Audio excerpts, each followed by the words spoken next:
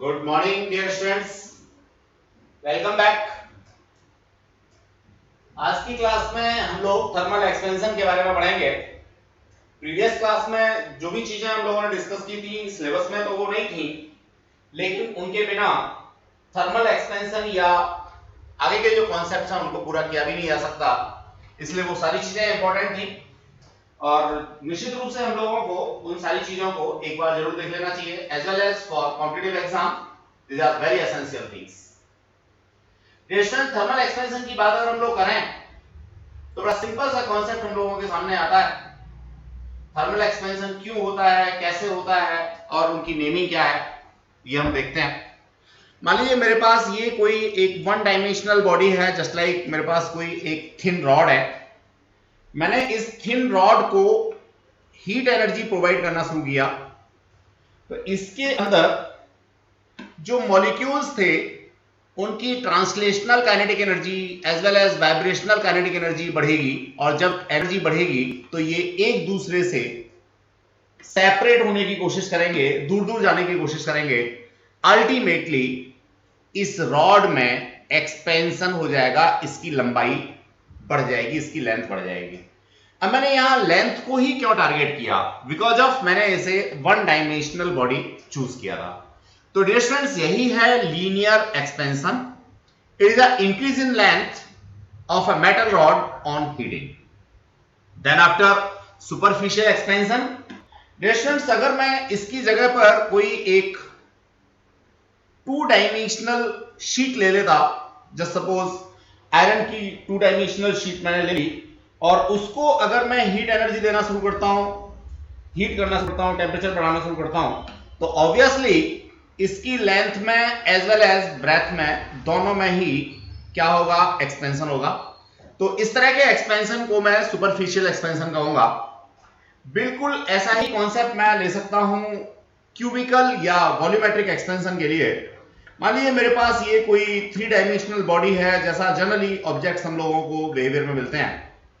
अगर मैं three dimensional body को हीट एनर्जी प्रोवाइड करना शुरू करता हूं, तो ऐसी स्थिति में वही मॉलिक्यूल्स की काइनेटिक एनर्जी बढ़ेगी, ट्रांसलेशनल एनर्जी बढ़ेगी, और होगा क्या, निश्चित रूप से इसके तीनों एजेस में एक्सपेंशन होगा, और जिसकी वजह से मैं यहां पे कह पाऊंगा कि इसमें वॉल्यूमेट्रिक एक्सपेंशन हो गया, वॉल्यूम में एक्सपेंशन हो गया। डियर स्टूडेंट्स, अब मैं यहां कुछ पैरामीटर्स और एक्सप्लेन करना चाहूंगा आपको। मान लीजिए इसका इनिशियल लेंथ L था, जो ओरिजिनल लेंथ था, और फाइनल लेंथ मान लीजिए इसका L डैश है, तो इसमें जो थर्मल एक्सपेंशन हुआ डेल्टा L इक्वल्स टू वो L डैश माइनस L हुआ। बिल्कुल इसी तरह से अगर इसका सरफेस एरिया S था और फाइनल सरफेस एरिया इसका S डैश हो गया, तो यहां चेंज इन सरफेस एरिया होगा S dash minus S। Just like initial volume इसका V था, फाइनल वॉल्यूम V डैश था, तो यहां चेंज वॉल्यूम जो होगा वो होगा V डैश माइनस V। तो इस तरह से मैं यहां लीनियर एक्सपेंशन, सुपरफिशियल एक्सपेंशन और क्यूबिकल एक्सपेंशन की बात कर सकता हूं। जो डायग्राम्स मैंने यहां पे अभी आप लोगों के सामने डिस्कस किए हैं, उन्हीं डायग्राम्स को एक प्रॉपर फॉर्म में यहां एक्सप्लेन किया हुआ है डियर स्टूडेंट्स, ये हम लोग देख सकते हैं। आई होप तो आपको क्लियर हो गया होगा।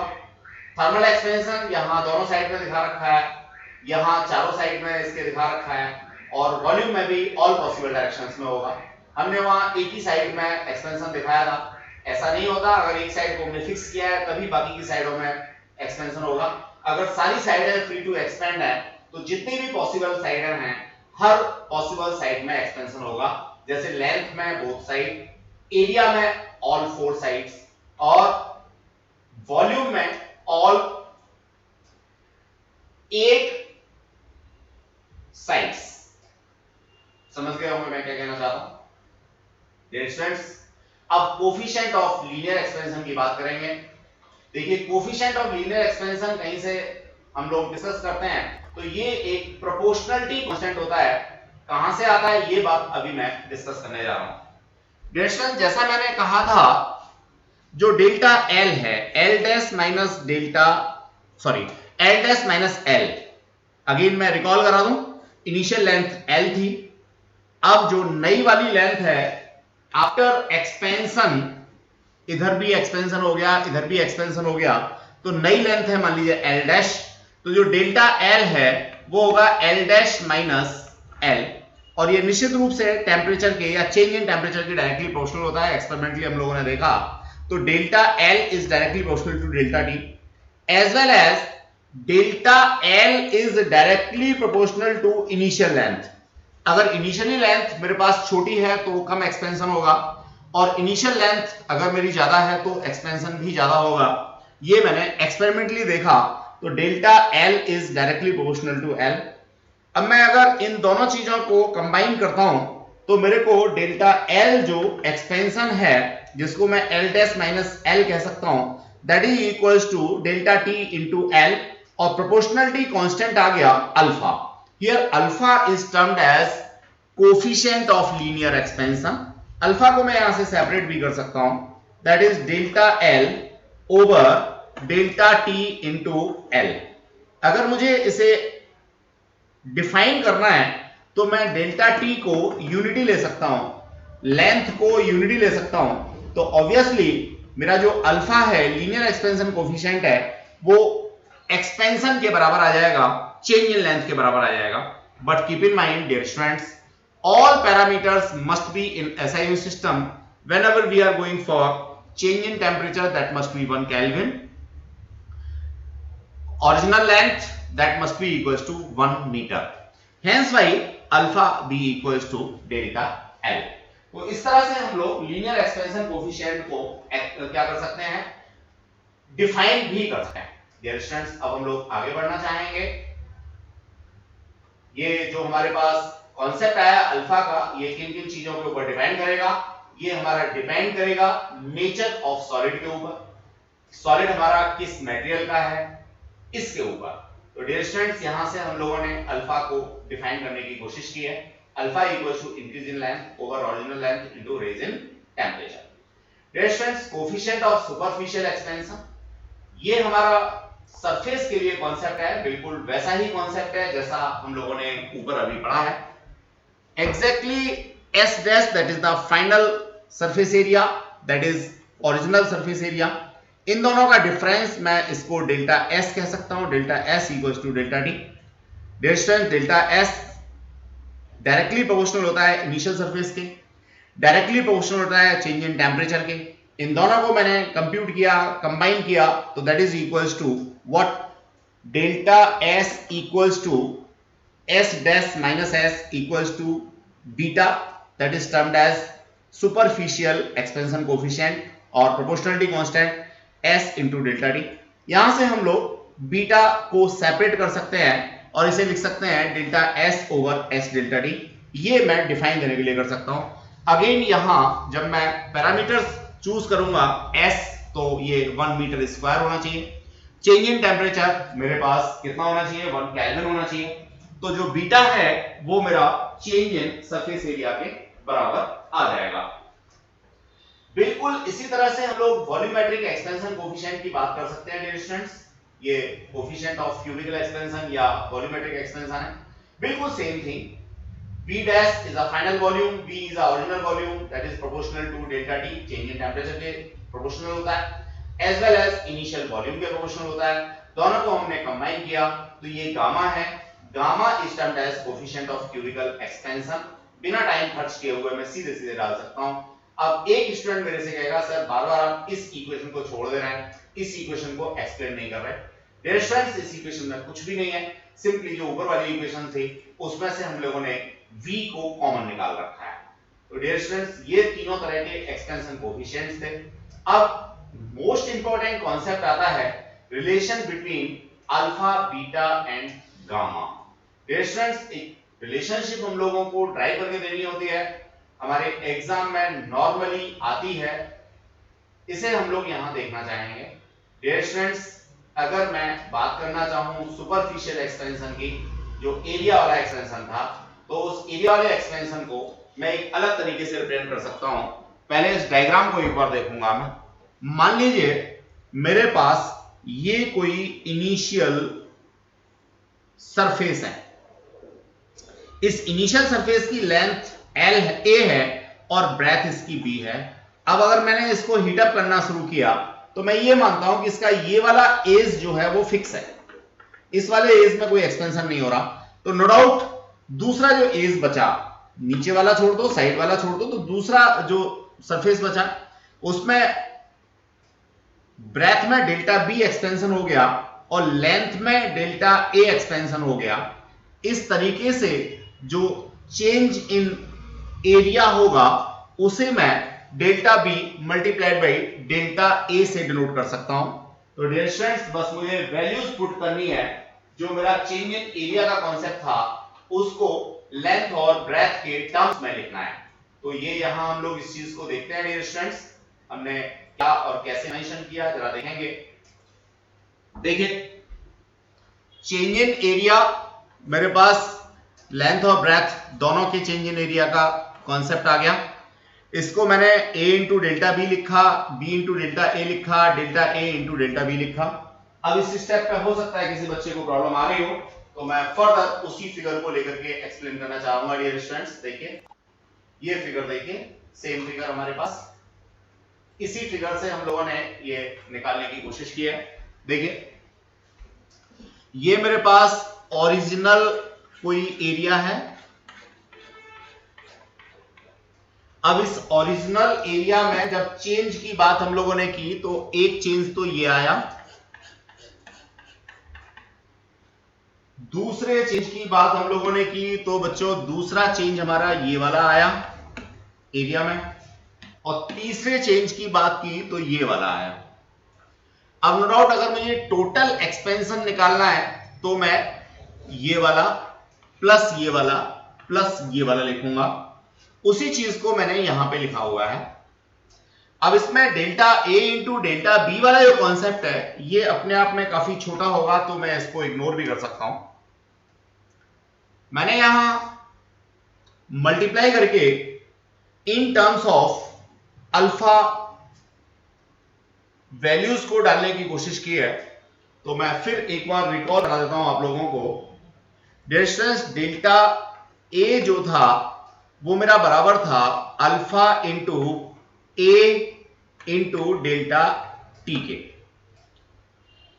ए लेंथ है, delta A change in length है, delta T change in temperature है, अल्फा लीनियर एक्सपेंशन कोफिशिएंट है। इसी तरह से जो डेल्टा बी है उसे मैं लिख सकता हूं alpha into B into delta T, यानी जो ब्रेथ में चेंज हुआ है उसे ये लिख सकता हूं। तो डियर स्टूडेंट्स, जो इस वाली इक्वेशन के अंदर डेल्टा ए और डेल्टा बी थे उनके वैल्यूज को मैंने यहां पे पुट किया है। जहां तक delta A multiplied by delta B है इसको मैं इग्नोर कर सकता हूं। डियर स्टूडेंट्स, वेरिएबल सेपरेशन की बात अगर हम लोगों ने की तो ये हम लोगों को मिल गया। अब अल्फा मेरा लगभग 10⁻⁵ पर केल्विन होता है, और अगर मैं फ्रिक्शनल चेंज की बात करूं तो काफी छोटा होता है। सिंपली जो delta A into delta B है उसको कहीं ना कहीं इग्नोर करने के लिए ये सारी चीजें एक्सप्लेन कर रखी हैं हमने। तो डियर स्टूडेंट्स, मैं इसको लिख सकता हूं easily, beta that is superficial expansion coefficient equals to 2 alpha. जो इग्नोर करने वाले टर्म्स थे उनको हटा दिया है और बाकी कंपेयर करके मैंने यहां से बीटा की वैल्यू दी है। डियर स्टूडेंट्स, बिल्कुल इसी तरह से अल्फा बीटा गामा को भी आपस में इंटरलिंक किया जा सकता है।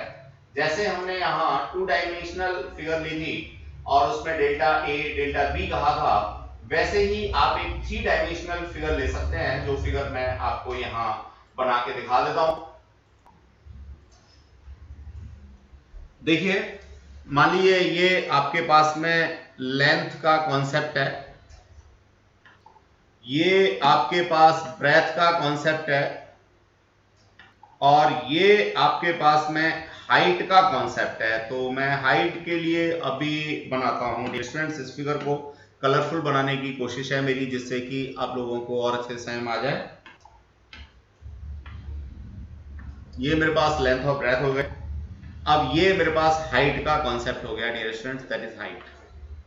अब जब इसको मैं हीटअप करूंगा तो हीटअप करने से क्या होगा, इसकी लेंथ में भी चेंज आएगा, ब्रेथ में भी चेंज आएगा और हाइट में भी चेंज आएगा। तो जितने भी मेरे पास ये कॉन्सेप्ट्स हैं इनको मैंने बढ़ा दिया, लेंथ में चेंज, ब्रेथ में चेंज दिखा दिया। अब मैं लेंथ में चेंज की बात करता हूं तो डियर स्टूडेंट्स यहाँ चेंज आएगा, यहाँ चेंज आएगा, यहाँ चेंज आएगा, यहाँ चेंज आएगा। कीपिंग जो दूसरे एंड्स हैं उनको फिक्स किया हुआ है। अब डियर स्टूडेंट्स अगर मैं बात करना चाहता हूँ हाइट की, तो देखिए हाइट में यहाँ चेंज आएगा, यहाँ चेंज आएगा और यहाँ चेंज आएगा, यहाँ चेंज आएगा। अब नो डाउट मुझे इन सारे एंड्स को मिलाते हुए क्या कर देना है, एक नया अपना फिगर बना देना है। डियर स्टूडेंट्स ये मैं नया फिगर बनाने की कोशिश कर रहा हूं, देखेंगे ये मेरे पास नया कॉन्सेप्ट इस तरीके से आ गया। अब रेड हो गया, तो थोड़ा कवायद तो है फिगर बनाने में लेकिन उतनी मुश्किल भी नहीं है। तो इस तरीके से डियर स्टूडेंट्स ये मेरे पास कॉन्सेप्ट आ गया, ये लीजिए। तो हम देखते हैं यहाँ पे कि लेंथ में भी चेंज हो रहा है, ब्रेथ में भी चेंज हो रहा है और हाइट में भी चेंज हो रहा है। तो डायग्रामेटिकली समझने में हो सकता है थोड़ा कॉम्प्लेक्सन हो जाए, बाकी तो मैं समझता हूँ कोई दिक्कत है ही नहीं।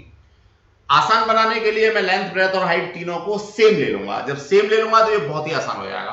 तो जैसे मैंने ऊपर प्रोसेस दिया था जिसमें डेल्टा ए डेल्टा बी की बात की थी, यहाँ पे मैं डेल्टा ए डेल्टा बी और डेल्टा सी की बात करूंगा।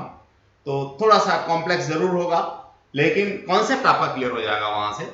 और delta A into delta B into delta C वाला जो कॉन्सेप्ट आएगा वो मेरा इग्नोरेबल होगा, काफी छोटा होगा, तो मैं उसको इग्नोर कर सकता हूं। जहां तक प्रूफ देने वाली बात है, तो प्रूफ देने के लिए हम इसका लिमिटेड केस ले लेते हैं। और लिमिटेड केस क्या है, जिसमें लेंथ, ब्रेथ, हाइट तीनों ही आपस में बराबर हैं, यानी बॉडी हमारी एग्जैक्टली क्यूबिकल है। तो उस स्थिति में volume equals to L cube हो जाएगा। अब जहां जहां मुझे वॉल्यूम एक्सपेंशन की बात करनी है वहां वहां मैं एल क्यूब को यूज कर लूंगा डियर स्टूडेंट्स। तो मैं सिंपल सा यहां से v dash equals to L cube dash कहता हूं और ये मैं निकालता हूं यहां से l को बाहर निकाल करके। और जब मैं इसको एक्सपेंड करूंगा 1 plus alpha delta T whole cube को एक्सपेंड करूंगा तो ये डिफरेंट टर्म्स आएंगे। 3 अल्फा डेल्टा टी आएगा, 3 alpha square delta T square आएगा, alpha Q delta Q square आएगा। जैसा कि हम लोग अल्फा की बात कर रहे थे, काफी स्मॉल वैल्यू होती है, तो देखिए अल्फा स्क्वायर को इग्नोर किया जा सकता है, अल्फा क्यू को इग्नोर किया जा सकता है। अल्टीमेटली मेरे पास यहाँ पे 3 अल्फा बचेगा और मैं इसे कंपेयर करके कह सकता हूं कि जो मेरा गामा है वो बराबर है 3 अल्फा के। डियर स्टूडेंट्स इस तरीके से हम लोगों ने इसको किया। नो डाउट जो मैंने यहाँ आपको इसमें दे रखा है नोट्स में, उससे काफी कॉम्प्लेक्स तरीके से आपको समझाने की कोशिश की है, जिससे कि कॉम्पिटिटिव एग्जाम के पॉइंट ऑफ व्यू से भी अगर आपका क्वेश्चन आता है तो आप इस वाली फिगर की हेल्प से इसको एक्सप्लेन कर सको। बाकी सीबीएसई के लिए आपको एल क्यूब के टर्म्स में लेकर के या एक ऐसी बॉडी जिसकी लेंथ, ब्रेथ, हाइट तीनों ही सेम है और जो डेरिवेशन हमने यहाँ पे दे रखा है उसके बेसिस पे भी आप करके दिखा सकते हैं। तो that is a concept dear student, जिससे हम लोग निकाल सकते हैं। अब practical applications of thermal expansion की बात करें, देखिए जो आयरन रेल्स होती हैं जिनके ऊपर हमारी रेलगाड़ी दौड़ती है, उनके बीच में हम लोग स्मॉल गैप छोड़ते हैं। क्यों छोड़ते हैं कि जब थर्मल एक्सपेंशन होगा तो उस एक्सपेंशन को एक्सपेंड होने के लिए जगह मिल जाए। इसी तरह से जो सपोर्टिंग ब्रिज होते हैं, आपने मेट्रो के ब्रिजेस देखे होंगे, तो वहां जो सपोर्टिंग गर्डर्स होते हैं उनके बीच में भी थोड़ा सा गैप हम छोड़ते हैं, इसीलिए छोड़ते हैं। या कभी नॉर्मल फ्लाईओवर से निकल रहे हो तो आपने देखा होगा कि आपकी गाड़ी या बाइक जो है सर्टेन टाइम के बाद या सर्टेन डिस्टेंस के बाद एक जर्क लेती है, तो वो जर्क वहीं आता है जनरली जहां पे वो गैप होता है। तो दो गर्डर्स के बीच में गैप हम इसीलिए छोड़ते हैं कि जब ये हीटअप हो जाएगा तो हीटअप होने के बाद उस गैप को आराम से फिल किया जा सकेगा। अदरवाइज तो ब्रिज के टेढ़े होने की, गिरने की, या जो रेल की पटरियां हैं, मैं रेल्स को ही रेल की पटरियां कह रहा हूं, वो आपस में अगर एक दूसरे के साथ में ज्वाइन हो गई तो निश्चित रूप से टेढ़ी हो जाएंगी और हमारी जो गाड़ी है, रेलगाड़ी है, वो पलट भी सकती है। इसी तरह से iron ring to be put on rim of the cart wheel, आपने जो घोड़ा तांगा है उसको देखा हो, तो घोड़े तांगे में जो व्हील्स होते हैं वो नॉर्मली लकड़ी के व्हील्स होते हैं और इन लकड़ी के व्हील्स के ऊपर हम लोग एक आयरन की क्या कराते हैं, रिम चढ़ाते हैं। मैं यहाँ डायग्राम दिखा देता हूँ। ये हमारा व्हील है किसका, लकड़ी का, स्पोक्स वाला। घोड़े तांगे की बात कर रहे हैं, अब हो सकता है आपके आसपास ऐसा ना भी हो। इसके ऊपर हम लोग क्या करते हैं, यहाँ पे एक आयरन की रिम लगाते हैं। और इस आयरन की रिम के ऊपर हम लोग क्या लगाते हैं बच्चों, यहां पे रबर की एक विडिंग फिट करते हैं। ये इस तरीके का होता है हमारा। तो डियर स्टूडेंट्स, ये लकड़ी के व्हील के ऊपर जो ब्लू वाली रिंग है, जो आयरन की रिंग है, उसको हम लोग फिक्स साइज की बनाते हैं, उसको हीटअप करते हैं और हीटअप करके इसके अंदर फिक्स कर देते हैं। तो जब हीटअप करेंगे तो ऑब्वियसली ये एक्सपेंड होकर बड़ी हो जाएगी, बड़ी हो जाएगी तो लकड़ी के व्हील के ऊपर आराम से फिट हो जाएगी। फिर इसको ठंडा कर देंगे तो ये ऑटोमेटिकली इसको क्या कर लेती है, एक इसके साथ में बिल्कुल फिक्स हो जाती है, फर्म हो जाती है। तो इस तरीके से हम लोग यूज करते हैं। नेक्स्ट मैं एक एक्सप्लेनेशन दे सकता हूं स्टॉपर की। मान लीजिए किसी बॉटल का ढक्कन जो है वो बंद हो गया है, तो डियर स्टूडेंट्स वो ढक्कन को अगर मैं खोलना चाहता हूं, ओपन करना चाहता हूं, तो सिंपल सा मैं नेक को थोड़ा सा हीटअप कर दूं, और जब नेक को मैं थोड़ा सा हीटअप कर दूंगा तो उससे क्या होगा, नेक का एक्सपेंशन हो जाएगा, और जो उसके अंदर कॉर्क फंसी हुई है उसका एक्सपेंशन नहीं होगा, और जब कॉर्क का एक्सपेंशन नहीं होगा तो लूज हो जाएगी। ये बिल्कुल ऐसे समझ लीजिए, मैं ये बॉटल बना देता हूं और इस बॉटल के अंदर ये कॉर्क फिट कर देता हूं। मान लीजिए कांच की ही बॉटल है और कांच की ही कॉर्क है, जैसा कि आप लोग केमिस्ट्री लैब में देखते हैं।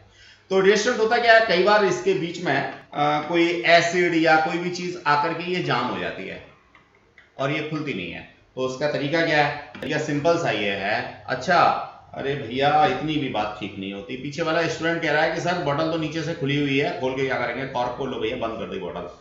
ठीक है, अब तो खोलोगे, अब तो मजबूरी है, खोलनी पड़ेगी। चलो, तो अब ऐसी स्थिति में हम लोग क्या करते हैं, इस नेक को बाहर से थोड़ा सा टेम्परेचर प्रोवाइड करते हैं।